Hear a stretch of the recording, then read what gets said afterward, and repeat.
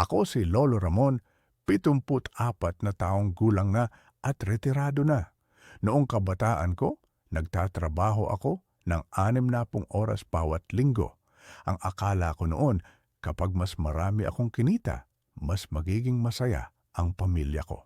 Pero habang abala ako sa trabaho, lumaki ang mga anak ko nang hindi ko nasaksihan ang kanilang unang hakbang, unang medalya at unang luha.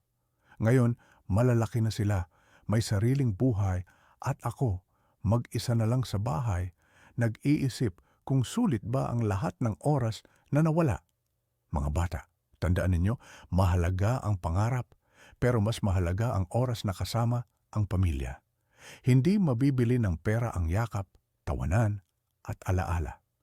Kung may pagkakataon kayong pumili, piliin ninyo ang balanse. Magtrabaho para sa pangarap, pero huwag kalimutan ang mga taong mahal ninyo.